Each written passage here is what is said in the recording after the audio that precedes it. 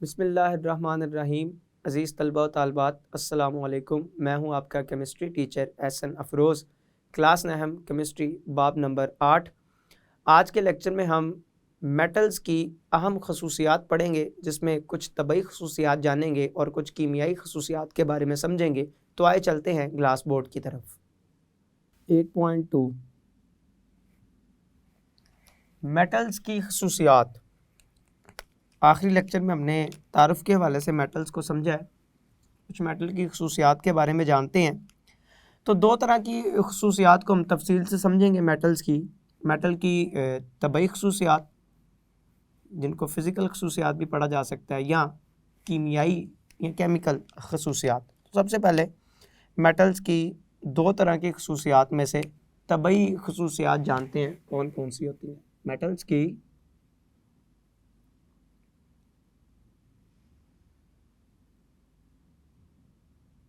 तबई खसूसियात।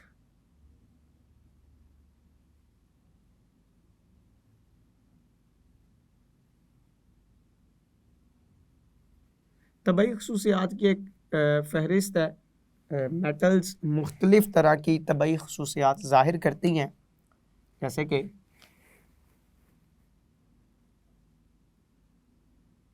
ठोस हालत। तमाम मेटल्स ठोस हालत में पाई जाती हैं सवाए मरकरी के। ये पहली खसूसियात है कि मेटल्स कौन सी हालत के अंदर पाई जाती हैं, ठोस हालत के अंदर। तो लिखेंगे कि तमाम मेटल्स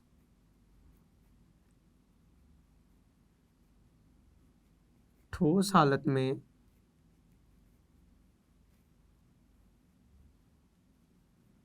पाई जाती हैं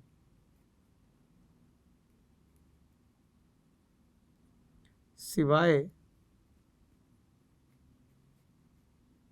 मरकरी के।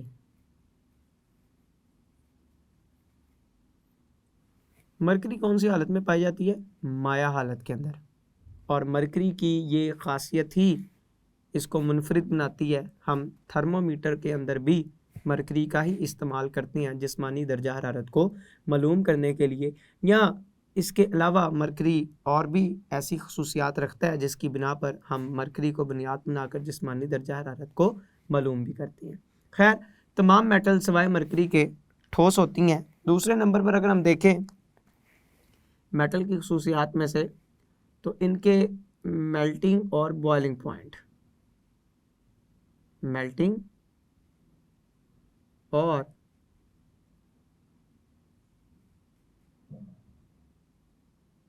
Boiling point. पहली बात हमने की कि मेटल क्या होती हैं? ठोस।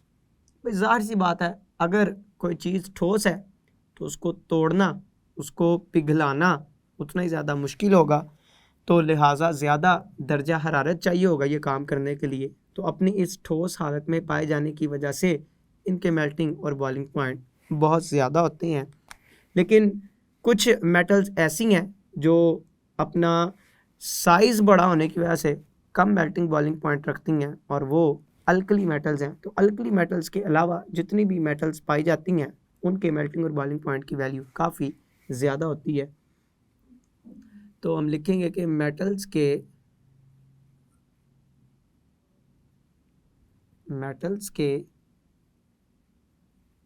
मेल्टिंग और बॉइलिंग पॉइंट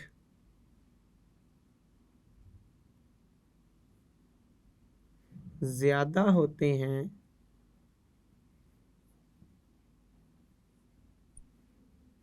मास वाई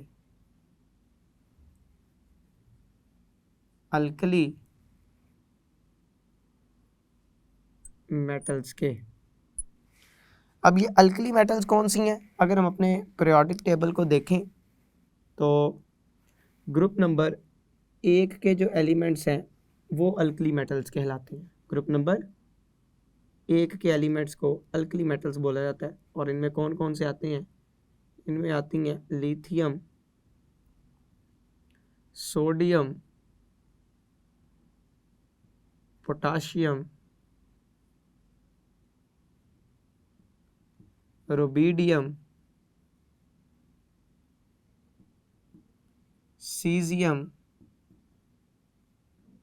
और फ्रांसियम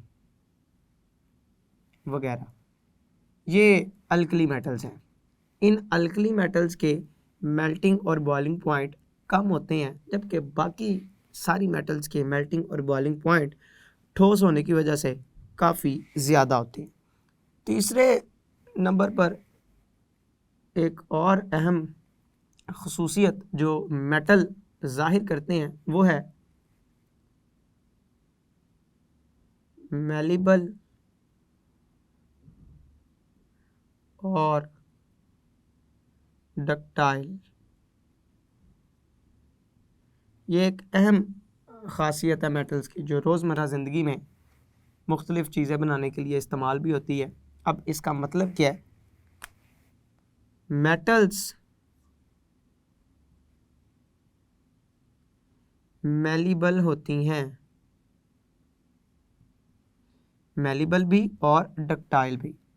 मेलिबल से क्या मुराद है कि इनको कूट कर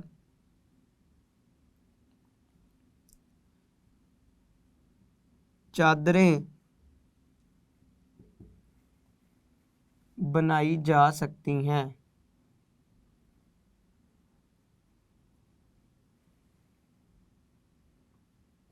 मेलिबल से मुराद है कि इनको कूट कर, इनको पीस कर इनकी चादरें, लंबी लंबी चादरें बनाई जा सकती हैं। ये इस खासियत को मेलिबिलिटी बोला जाता है, और मेटल्स जो होती हैं वो मेलिबल होती हैं, वो ये खासियत ज़ाहिर करती हैं। मेलिबल होने के साथ साथ और डक्टाइल भी होती हैं, मेलिबल भी होती हैं और डक्टाइल भी होती हैं। अब डक्टाइल से क्या मुराद है कि मेटल्स को खींच कर इसकी तारें बनाई जा सकती हैं। तारें, जैसे आप कहते हैं कापर की तारें। अब कापर की मेटल उतनी लंबी तो नहीं होगी, इनको खींचा जाता है, खींच खींच कर लंबी तारों की शक्ल में तब्दील किया जाता है। तो मेटल्स जो होती हैं वो डक्टाइल होती हैं, मतलब इनको खींच कर इनकी तारें भी बनाई जाती हैं। तो ये मेलिएबल भी हैं और डक्टाइल भी होती हैं, दोनों तरह की खासियत रखती हैं मेटल्स। अच्छा, मेटल के अंदर एक और ख़ासियत पाई जाती है। जब हम किसी मेटल के ऊपर ज़रब लगाते हैं, ठोकर लगाते हैं, तो ये सुरीली आवाज़ें भी पैदा करती हैं। मैं लिखूँगा कि इन पर ज़रब लगाने से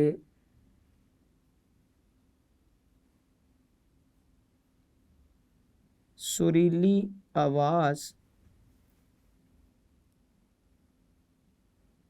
पैदा होती है।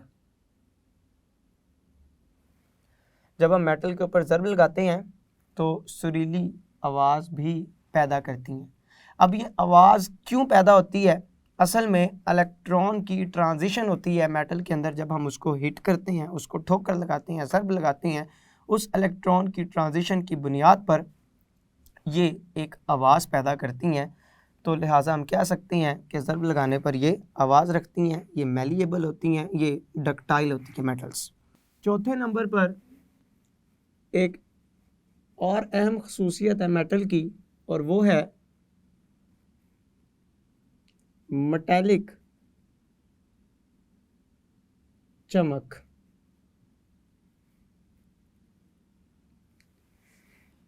मेटल्स जो होती हैं वो चमक पैदा करती हैं जब इनके ऊपर रोशनी पड़ती है, लाइट गिरती है, तो वो लाइट रिफ्लेक्ट होने पर जब आँखों में पहुँचती है, रेटिना के ऊपर जाती है, तो एक बड़ा ख़ास और ख़ूबसूरत किस्म का रंग नज़र आता है हमें मेटल की सतह के ऊपर। तो इसका मतलब ये चमक पैदा करने की भी ज़िम्मेदार है। तो मेटल्स जो होती हैं मेटल्स मेटालिक चमक रखती हैं।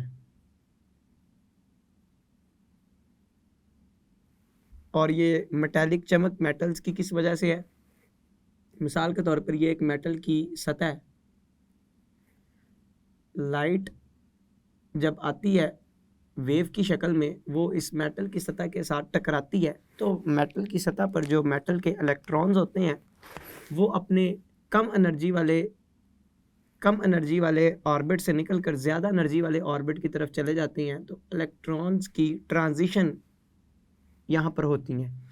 इन इलेक्ट्रॉन्स की ट्रांजिशन के नतीजे में वो इलेक्ट्रॉन जो कम से ज़्यादा एनर्जी पे चला गया था वो वापस अपने उसी पुराने एनर्जी लेवल के अंदर आता है, और जब वापस आता है तो जितनी एनर्जी को जज़ब करके ऊपर गया था उतनी ही एनर्जी को खारिज करता है। वो खारिज होने वाली इलेक्ट्रॉन से खारिज होने वाली एनर्जी जब रेटिना तक जाती है आँख के, तो रेटिना पर जाकर एक ख़ास किस्म का रंग बनाती हैं। तो फिर हम कहते हैं कि मेटल्स क्या करती हैं, मेटालिक चमक पैदा करती हैं, मेटालिक चमक रखती हैं।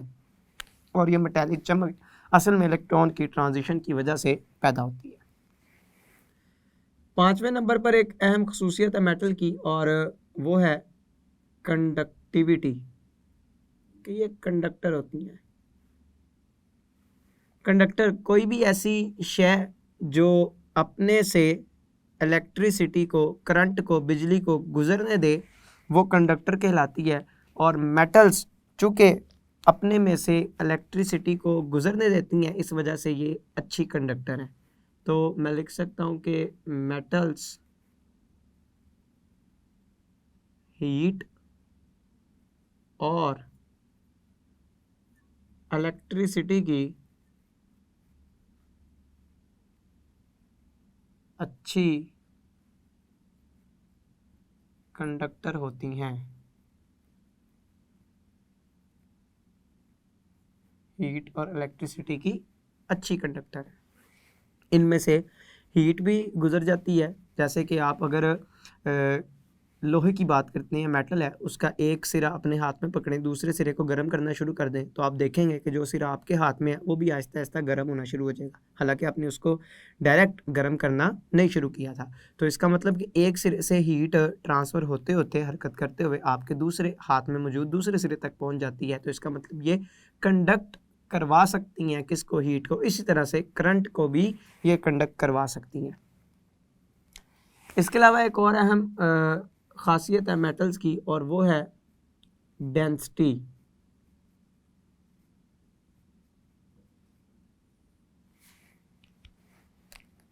मेटल्स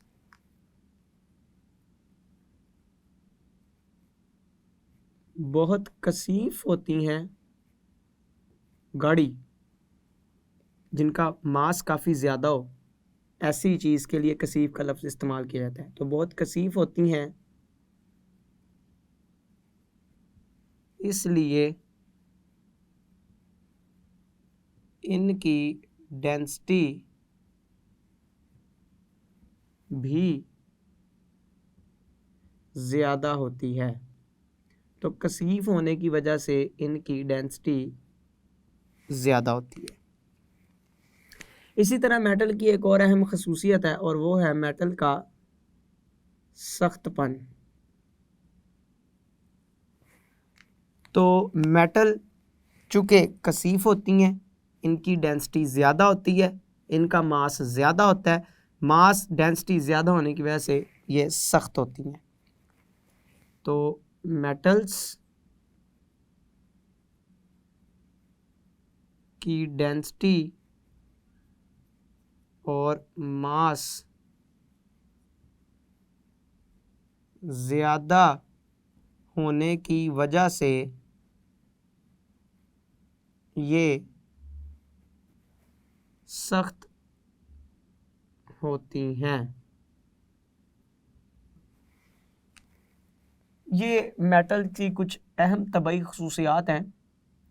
अगर हम इन खसूसियात को मद्देनज़र रखें तो इनको जांचने या पहचानने के लिए हमें किसी कीमियाई तामुल करवाने की ज़रूरत नहीं पड़ती, और ऐसी खसूसियात जिनको पढ़ने के लिए किसी कीमियाई तामुल की ज़रूरत ना पड़े वो तबई खसूसियात कहलाती हैं। तो ये 7 तबई खसूसियात हमारी टेक्स्ट बुक के अंदर मेटल्स की लिखी हुई हैं। इसके आगे मेटल्स की कीमियाई खसूसियात की बात करते हैं। जहाँ मेटल्स की तबई खसूसियात हैं, इसी तरह से मेटल कुछ कीमियाई खसूसियात भी ज़ाहिर करती हैं।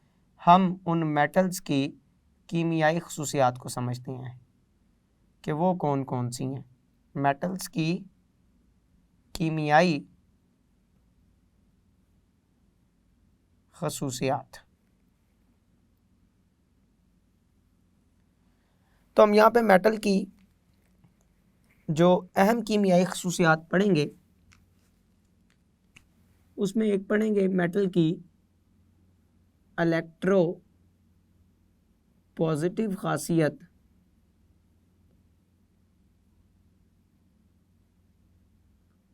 इलेक्ट्रो पॉजिटिव खासियत। दूसरे नंबर पर पढ़ेंगे मेटल का ऑक्सीजन के साथ रिएक्शन। इसके अलावा जो तीसरी मेटल की अहम कीमियाई खसूसियात पढ़ेंगे, वो पढ़ेंगे इलेक्ट्रोपॉजिटिव ऑक्सीजन के साथ कीमियाई तामुल कि किस तरह से ये रिएक्शन करती हैं ऑक्सीजन के साथ मेटल्स और किस तरह का कंपाउंड बनाती हैं। कंपाउंड के निस्बत से अगर हम देखें तो मेटल्स आयोनिक कंपाउंड भी बनाती हैं और एक खसूसियत हम पढ़ेंगे मेटल की बॉन्डिंग के लिहाज से कि किस तरह की बॉन्डिंग ज़ाहिर करती हैं, किस तरह का बॉन्ड पाया जाता है मेटल के एटम्स के दरमियान। तो सबसे पहले नंबर पर है इलेक्ट्रो पॉजिटिव खासियत। पहले नंबर पर पढ़ते हैं इलेक्ट्रो पॉजिटिव खासियत। नाम से भी जाहिर है कि मेटल इलेक्ट्रॉन खारिज करके पॉजिटिव कैटायन बनाने का रुझान रखती हैं। इस खासियत को इलेक्ट्रो पॉजिटिविटी या इलेक्ट्रो पॉजिटिव खासियत भी बोला जाता है। तो हम लिखेंगे कि मेटल्स इलेक्ट्रॉन्स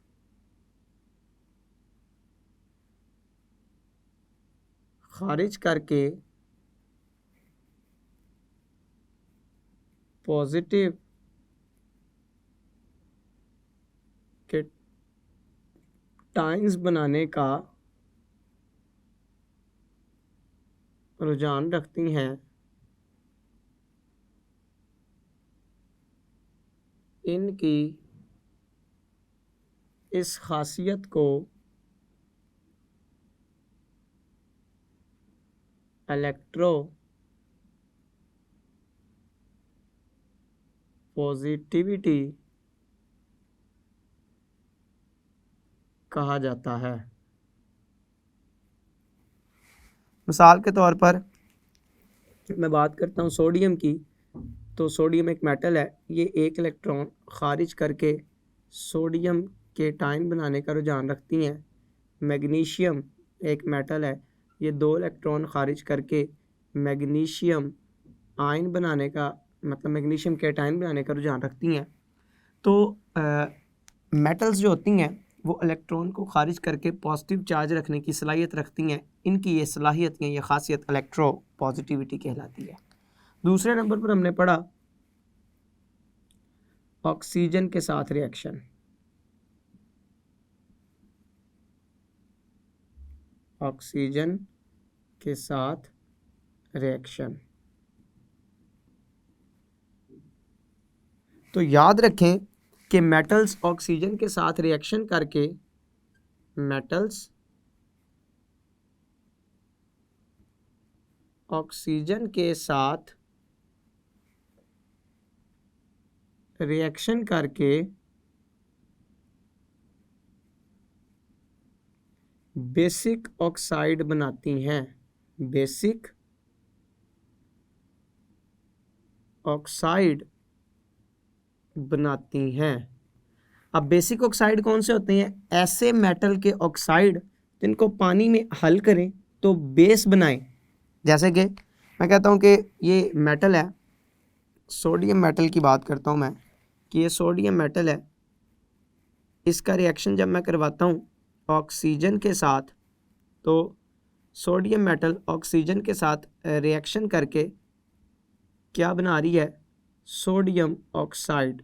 क्या बनाती है, सोडियम ऑक्साइड। इधर 4 लिखना था। तो ये मतवाजन कीमियाई मसावात लिखी है मैंने कि सोडियम ऑक्सीजन के साथ रिएक्शन करके क्या बना रही है, सोडियम ऑक्साइड। मैंने यही कहा कि ऑक्सीजन के साथ रिएक्शन करके ऑक्साइड बनाती हैं, और ये ऑक्साइड किस तरह के होती हैं, बेसिक ऑक्साइड।